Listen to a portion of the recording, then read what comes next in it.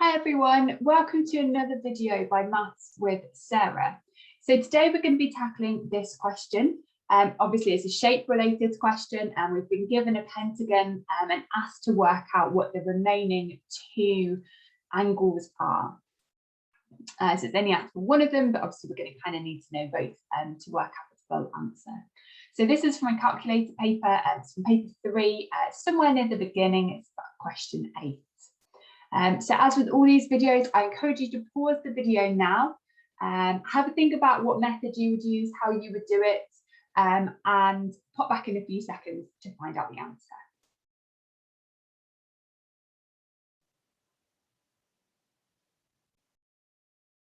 Okay, so let's have a look at this question then. So we've got 3 angles we've been given. This one is a right angle, so we know that that's going to be 90 degrees. And then we've got 2 others, this one that's 115 and 125. And we've been told this information, so angle BCD, this one here, is 2 times angle ABC. So if we're thinking about this, this one is double the size of this angle. So if we call this angle X, this angle here will be 2X. And we can see that that looks about right from looking at the diagram. I know you can't always trust the diagram, and obviously it's not drawn enough to scale, but you could just measure the angle. But just thinking about what looks about right in terms of the diagram, this does seem logical. So the question is asking us to work out the size of angle BCD. So this angle here that we've labelled 2X. So it's important from this that we need to know the total of angles in a pentagon. Now, if you can remember that, then brilliant, well done. But I think, as I've said before in a number of these videos, my memory is terrible. I really do not remember things like angles or equations or anything like that. So I always find it easiest to try and work them out or have a method of working it out, because I can remember the method of working it out, but I cannot remember what the total angles in a pentagon add up to. So if we think about the shapes that we know, we've got a triangle. We know that the angles in a triangle add up to 180 degrees.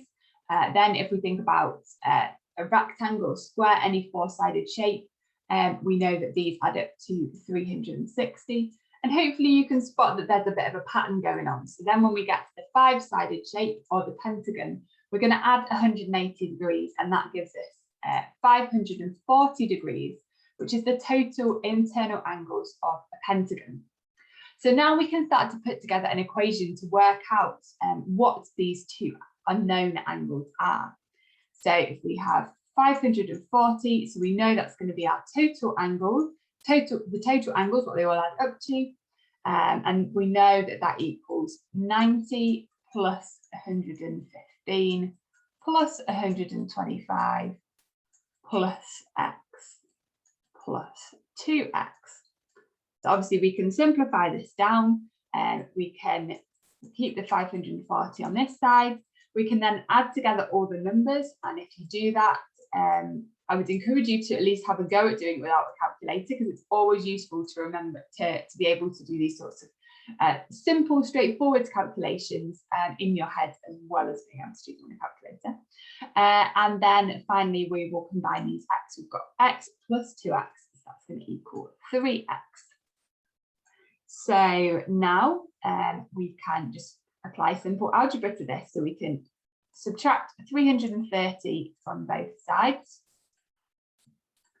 And if we do this, then we end up with 210 equals 3x.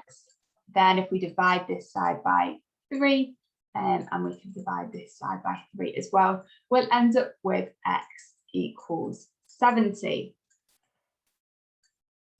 So we know now that this angle here equals 70 degrees. And so from that, we can work out the angle BCD is twice that. So it'll be 140 degrees. So hopefully, although it may have looked a little complicated to start with, hopefully that's made it clear, gone through the method as well as how to get the answer. So please like the video and subscribe to my channel so that you get the first look at any new videos coming out. And thank you very much for watching.